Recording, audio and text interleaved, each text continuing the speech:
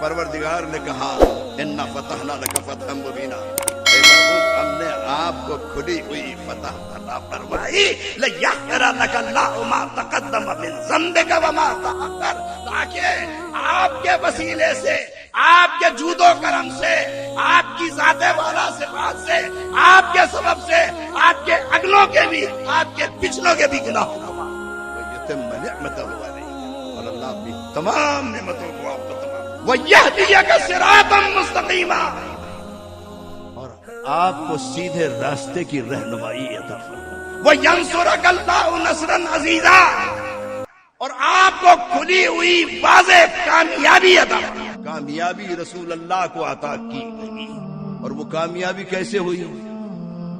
سب میں زیادہ مسلمانوں کو تشویش اس بات پر دی کہ یہ رسالت مآب نے کیسا معاہدہ کیا، مگر آج میں کھارا در کی اس مجلس سے کہتا ہوں کہ پروردگار تو کہتا ہے کھلی ہوئی فتح عطا فرمائی، واضح فتح عطا فرمائی، اے پالنے والے وہ واضح فتح بدر کی ہوگی، 2 گھوڑے تھے، 70 اونٹ تھے، 313 مجاہد تھے، 2 تلواریں تھی، 2 تلواریں، 1000 کا مقابلہ تھا، رمضان کی 17 تاریخ تھی، بدر کا میدان تھا، 2 گھوڑے تھے، 70 اونٹ تھے، یا رسول اللہ 2 تلواریں تھی، مجاہد بے کس تھے، مجاہد نہتے تھے، مجاہد جوزے سے تھے، مگر اے پروردگار تو نے بدر میں ابو جہل کو مارا، عتبہ کو مارا، شیبہ کو مارا، اور بڑے بڑے تہمتن کافروں کو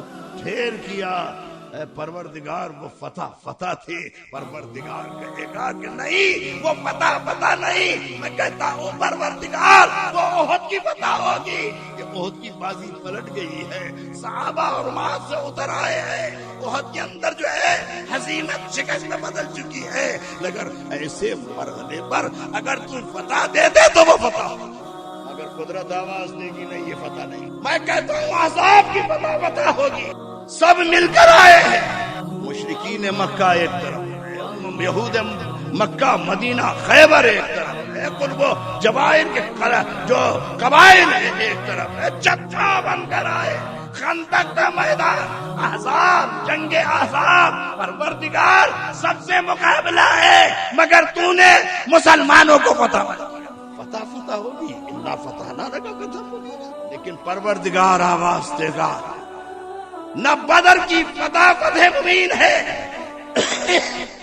نہ احد کی فتح مبین ہے، نہ احزاب کی فتح مبین ہے، ہاں فتح مبین ہے تو امن کے میدان، اسلام امن کا دائی ہے، اسلام امن کا پیغامبر ہے، اسلام امن کا پرچار ہے، جہاں تلواریں نیام میں ہو جائیں، جہاں بظاہر شکست نظر آئے، جہاں بظاہر سر کا جھکانا نظر آئے، جہاں بظاہر صحابہ میں تشویش ہو، جہاں بظاہر صحابہ کے اندر جو ہے ایک انتہائی کی کبیدہ خاطری ہو، ایسے عالم پہ تو فتح کو فتح کہتا ہے، اے پالنے والے وہ فتح ہے، ہاں ارشاد ہوگا وہ فتح، وہ کیسی فتح؟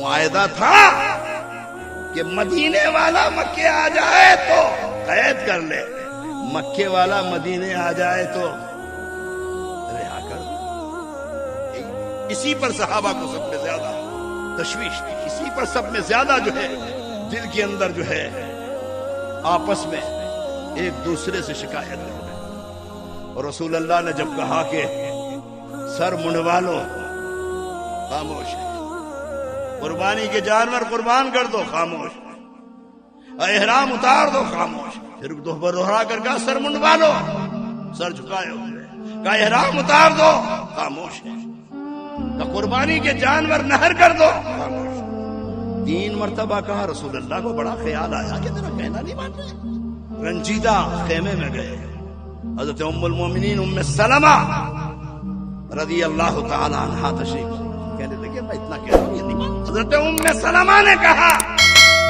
یا رسول اللہ آپ جائیے، اپنا سر منڈوا دیجئے، اپنے جانور کو نہر کر دیجئے اور اپنا احرام اتار دیجئے۔ آپ کو دیکھ کر سارے صحابہ وہ کہتے ہیں نا عورت کم عقل ہوتی ہے، نصف عقل رکھتی ہے، اس کے اندر عقل نہیں ہوتی۔ میں کہتا ہوں تاریخ بتاتی ہے کہ حضرت ام سلمہ نے یہ مشورہ انہوں نے، رسول اللہ بار بار کہتے تھے ام سلمہ محمد تیرے قربان کے تو نے صحیح مشورہ۔ صحابہ نے احرام بھی اتارا، سر بھی منڈوایا اور رسول اللہ نے دعا کی اللہ ارحم مقصرین، اے پروردگار قصر کرنے والوں پہ اللہم ارحم معلقین، اے پروردگار حلق کروانے والوں پر رحم کر جنہوں نے سر منڈوا لیا۔ پھر دعا فرمائی ہے پروردگار سر منڈوانے والوں پہ رحم فرما۔ صحابہ نے کہا یا رسول اللہ ہم مقصرین ہیں، ہم نے چند چند بال کتروائے، ہمارے لیے بھی دعا۔ حضور نے پھر دعا فرمائی اے پروردگار محلقین پہ رحم فرما۔ پھر صحابہ نے کہا یا رسول اللہ والمقصرین، قصر کرنے والوں پہ بھی دعا فرمائیے۔ تو رسول اللہ نے سر جھکا کر کہا والمقصرین، مقصرین پر بھی رحم۔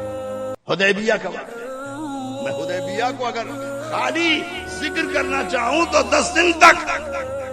یہ حدیبیہ ہی ایک ایسی منزل ہے، یہ حدیبیہ ہی ایک ایسا مرحلہ ہے کہ جہاں ڈاکٹر عبدالحمید کہتے ہیں، جو اسلامی تاریخ کے بہت بڑے محقق ہیں، کہ ڈاکٹر عبدالحمید کہتے ہیں کہ حدیبیہ کی مصالحت دراصل محمد مصطفیٰ کی تنہا کامیابی، دنیا حضرت محمد مصطفیٰ کی اس سیاسی کامیابی کو دیکھتی ہے اور بڑے بڑے جنرل، بڑے بڑے فوجی، بڑے بڑے سیاسی رہنما رسول اللہ کی وہ سیاسی کامیابی اپنے لیے زیادہ راہ بناتے ہیں، وہ اپنے لیے سمجھتے ہیں کہ یہ منزل ہے۔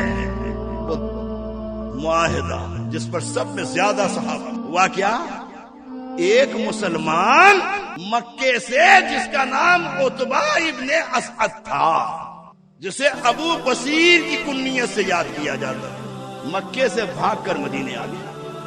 نہ یا رسول اللہ پناہ دے دی تھی، رسالت مآب علیہ السلام نے کہا تھا پیچھے سے کفار مکہ نے، چونکہ معاہدہ بھی موجود ہے کہ مدینے والا مکے چلا جائے قید کر دو، مکے والا مدینے آئے چھوڑ دو۔ تو ایک ابو شریق، ایک عوف بن وائل، یہ دونوں تو یا رسول اللہ معاہدہ ہے۔ حضور نے فرمایا بالکل ہے۔ کہاں ہے ابو بصیر؟ آئے کہا عتبہ واپس جاؤ، مکے جاؤ۔ کہا یا رسول اللہ مکے چلا جاؤں یہ مجھے دین سے منحرف کر دیں گے، یہ مجھے دین سے باغی کر دیں گے۔ کچھ بھی ہو، معاہدہ موجود ہے۔ ابو جندل کو پہلے چھوڑا تھا، ابو بصیر کو کہا جاؤ۔ ابو بصیر نے کہا آپ کا حکم ہے، تعمیل کرتا ہوں، چلا جاؤ۔ اب نہیں حدیبیہ میں آ کر دونوں یہ تینوں آدمی سستا رہے۔ اب ابو بصیر چالاک تو تھے، ہوشیار تو تھے۔ عوف کی تلوار ہاتھ میں تھی، تلوار تیری بڑی اچھی ہے، ایسی تلوار تو میں نے دیکھی نہیں، اس کا دستہ بڑا اچھا ہے، اس کی کاٹ بڑی آئی، یہ جس کے سر پہ بڑھ جائے اس کے 2 ٹکڑے کر دے۔ کہ ذرا دکھانا تو صحیح، میں دیکھوں تو صحیح۔ اب وہ سادہ لو کافر تھا، یہ اٹھائی گا لو یہ تلوار دے دیکھو۔ ابو بصیر نے تلوار کا دستہ ہاتھ میں لیا اور تلوار لہرا کر ایک ہی وار کے اندر جو ہے اس کافر کا سر قلم کر دیا۔ وہ تو 9 to 11 ہو جائے، تیرا راستہ تو میں نے کر دیا۔ وہ ساتھی جو تھا اس نے دیکھا کہ ایک کا سر تو قلم ہو، بھاگا۔ حضرت ابو بصیر تلوار لے کر رسول اللہ کے پاس آئے کہ یا رسول اللہ آپ کے حکم کی تعمیل کی، آپ یہ نہیں کہہ سکتے کہ میں نے آپ کی حکم تو نہیں کی، مگر یا رسول اللہ میں نے حدیبیہ میں قتل کر دیا۔ کہنے لگے اللہ کے بندے، اگر تیرے ساتھ کوئی لشکر ہوتا تو سارا معاہدہ جو ہے تلپٹ کر کے سارے معاہدے کو جو ہے پانی پھیر کر جو ہے قتل عام کروانا، یہ کیا کر دیا؟ حضرت ابو بصیر سمجھ گئے کہ رسول اللہ کو پسند نہیں آیا۔ اس سمندر کے راستے پہ ایس میں جا کر مقیم، اور ایس کے راستے کے اوپر بیٹھے تو وہاں مکے والے میں جتنے مسلمان بے کسی میں تھے، تکلیف میں تھے، ابو جندل تھے، پہلے تو ابو جندل کو کہا جا میں اس وقت وہ بھی کہیں سے پتلی گلی پکڑ کے پہنچ گئے مکے کے اندر سے۔ مسلمانوں کو معلوم ہوا کہ حضرت ابو جندل جو ہے پہنچ گئے۔ ابو بصیر ایس میں جو ہے بیٹھے ہیں، ایک ایک کر کے 70 مجاہدین جو مکے میں کافروں کے تشدد کا شکار تھے وہ ایک ایک کر کے۔ اب یہ جب پورا ایک گروہ ہو گیا، اگر تمہاری ایسی تیسی، اب مکے کے قافلے جو عراق جاتے تھے، جو شام جاتے تھے، جو یمن جاتے تھے، اسی راستے سے اٹھا کے لوٹ لیا، قتل کر۔ اب دے مار 12.5 مولانا عبدالغفار اویسی جیسے زمانے میں کرتے ہیں۔ جمعیت العلماء پاکستان نے ان کا کام بھی یہی تھا، تحریک نظام مصطفیٰ۔ اب وہ جو انہوں نے دے مار 12.5 کیا تو مکے والوں نے دیکھا کہ یہ تو بڑا مشکل ہو گیا، ہمارا کوئی قافلہ سلامت نہیں ہے۔ اب خط لکھا کہ یا رسول اللہ معاہدہ یہ تھا کہ مکے والا مدینے آئے تو مدینے والے واپس کر دیں، ہمارے باپ کی تو ہم کان پکڑتے ہیں کہ کیوں؟ کہ یا رسول اللہ یہ 70 آدمیوں نے ناک میں دم کر دیا، حدیبیہ کے اس معاہدے میں شپ کو کاٹ دیجئے۔ رسول اللہ نے پہلے وہ کاٹ دیتے ہیں۔ وسیل کو خط لکھا آ جاؤ مدینے، جس پر صحابہ کو شدت سے تشویش دی کہ یہ انتہائی گرا ہوا معاہدہ ہے۔ حضرت عمر کو طیش تھا کہ یہ معاہدے میں سر جھکانا بڑا خطرناک ہے۔ میں کہتا ہوں بعد میں حضرت عمر کہتے تھے یا رسول اللہ آپ کی جو سیاست تھی، آپ کی جو فراست تھی، آپ کی جو جنگی حکمت عملی تھی، آپ کی جو معاہدے کی شقوں پر عمل کرنے کی صورت تھی، یا رسول اللہ عمر وہاں تک نہیں پہنچ سکا جہاں محمد مصطفیٰ۔ یہ ہے وہ تاریخ، یہ ہے وہ منزل جہاں آج بڑے سے بڑا جنرل جھک کر جو ہے رسول اللہ کو سلام کرتا ہے، رسول اللہ کی حکمت عملی کو سمجھتا ہے کہ محمد مصطفیٰ کتنی بڑی بصیرت و بصارت اور کتنی بڑی، ارے رسول اللہ کے پائے اقدس پر آج بھی جو ہے پورا عالم ہے اسلام جھک کر جو ہے اگر سے رسول اللہ کی ایسے کہتے نا مدینے کی ریاست ہمارا باپ بھی نہیں بنا سکتا، چوروں چوریاں کرنے والے بھی مدینے کی ریاست بنائیں گے، گھڑی چور، غیر ملکی پیسہ کھانے والوں، حرام خوروں، تم کہتے ہو چھوٹا منہ بڑی بات، مدینے کی ریاست بنائیں گے۔ ارے مدینے کی ریاست تو ان مجاہدین نے بنائی جنہوں نے بھوکے رہ کر جو ہے محمد مصطفیٰ پر اپنی جانوں کو صاحب ہاتھ سے اٹھا کے نام لوں گا تو کچھ آپ جی نے پاش پڑھا نا، آج کرے ایسا نہیں ہونا چاہیے۔ ارے تو وہ بر تو آئے چرخ گردہ تو وہ بر تو آئے چرخ گردہ تو وہ عرب مر کے کہہ رہا گنہگار محمد مصطفیٰ کی فراست، محمد مصطفیٰ کی سیاست، محمد مصطفیٰ کا کردار، محمد مصطفیٰ کی وجاہت، محمد مصطفیٰ کی عقل آج پورے عالم اسلام کو اپنی گرویدہ بنا۔ بس یہی ان کے گود کے پالے کا حسین ابن علی کا کردار تھا۔ کیونکہ آج جلوس ہے، میں زیادہ طویل گفتگو نہیں کرنا چاہتا، انتظامیہ کو کسی امتحان میں نہیں ڈالنا چاہتا۔ یہی منزل حسین ابن علی نے لوگ کہتے ہیں کیوں گئے، بچے کیوں لے کر گئے، خواتین کو کیوں لیا، مدینے کو کیوں چھوڑا، مکے کو کیوں خیر بات یا سوشل میڈیا پر ایک سفید داڑھی ماشاءاللہ سینے تک آ رہی، وہ بدقسمت کے ہاتھ میں پرچہ تھا، وہ یزید رحمت اللہ علیہ کہہ رہا،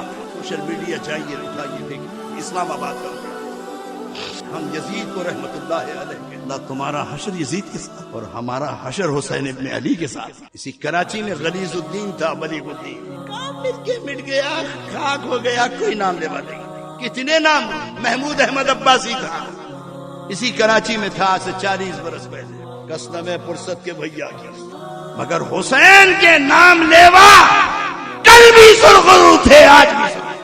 انہوں نے کہا نہیں حسین کا قدم صحیح تھا۔ کیا حسین اس لیے گئے تھے حکومت دوں؟ کیا لڑائی اس بات پر تھی کہ یزید سمجھتا تھا تخت میرا ہے، حسین سمجھتے تھے تخت میرا ہے۔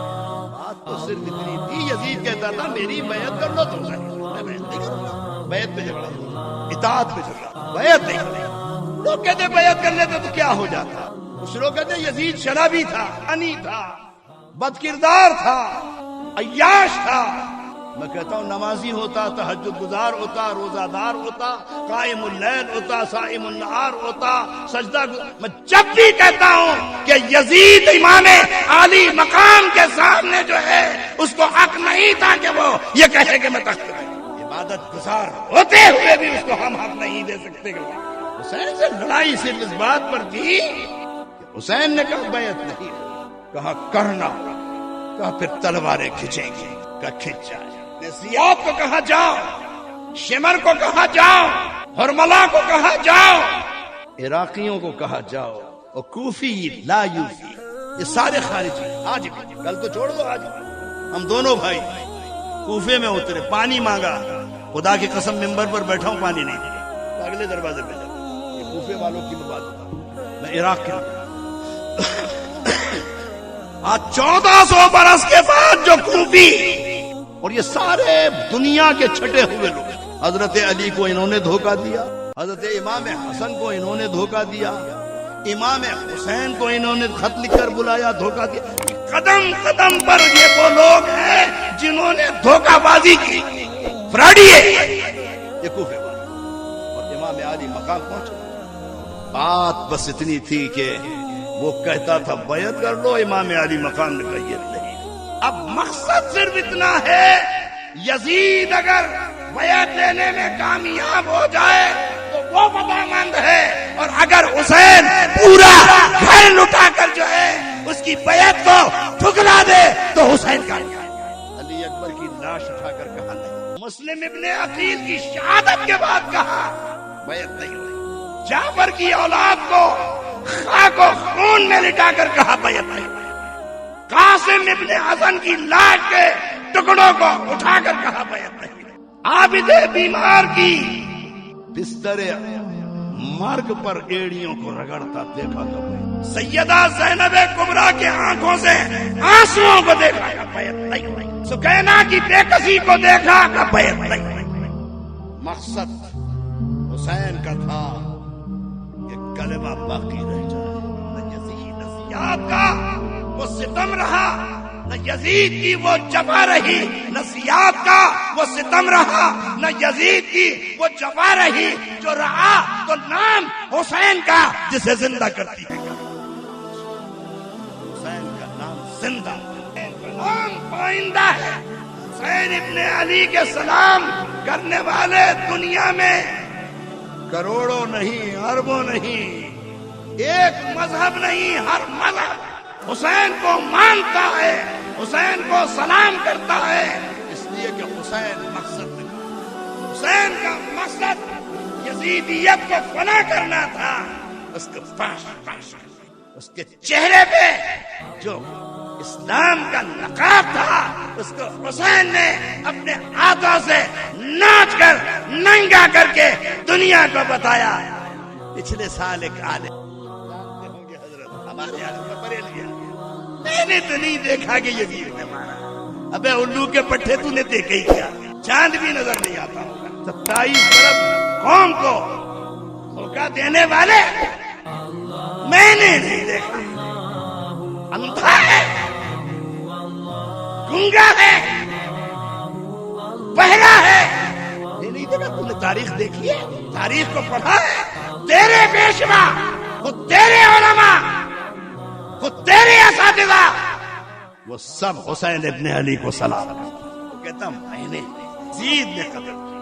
اچھا پھر تو نے قتل کیا؟ اگر اس نے نہیں کیا تو تو نے قتل کیا۔ اور آج بھی کچھ لوگ اٹھ کر کہتے ہیں کہ حسین ابن علی کے قتل میں تو ابن زیاد کا ہاتھ تھا، مگر عزیزان گرامی آج 5ویں شب ہے، آج اس 5ویں شب میں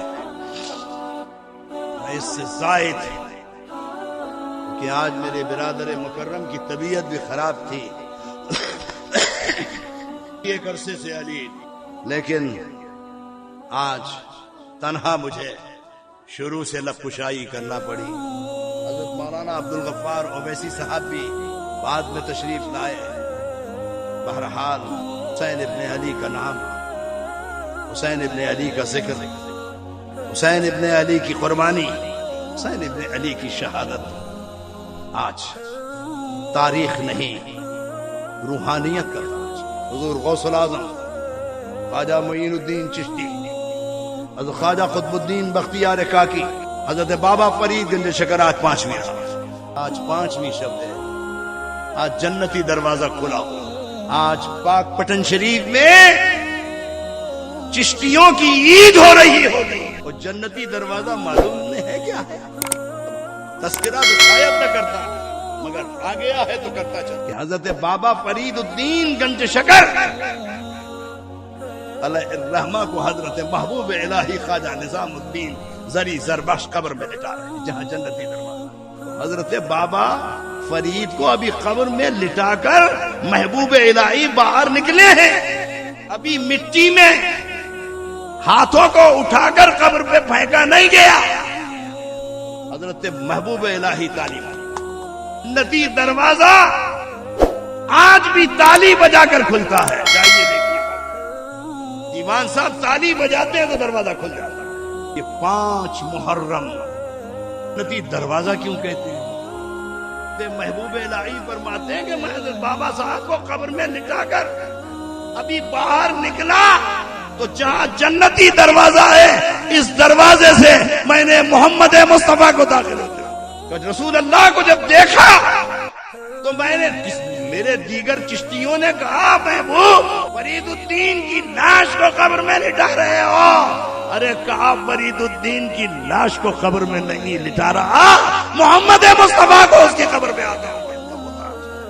آج 5 محرم پاک پٹن شریف حضرت بابا فرید الدین گنج شکر علیہ الرحمہ ان کے عرس کا دن ہے. آج جنتی دروازے کے کھلنے کا دن ہے اور پاک پٹن آج دولہا بنا ہوگا. پروردگار نے یہ بابا صاحب کو، حضرت محبوب الہی کو، حضرت خواجہ معین الدین اجمیری کو، حضرت خواجہ قطب الدین بختیار کاکی کو، حضرت خواجہ عثمان ہارمنی کو یہ مقامات اس لیے دیے کہ وہ حسین ابن علی کا نام کوئی ولی نہیں بن سکتا، شیطان بن سکتا. جب تک کہ حضرت کس کی مجال یا حسین تیری کرے جو ہمسری، کس کی مجال یا حسین تیری کرے جو ہمسری. باپ کے گھر امامت نانا کے گھر پہ، باپ امامتوں کا گھر ہے اور نانا امامتوں کا گھر ہے. کھڑے ہوں اور ادب اور احترام سے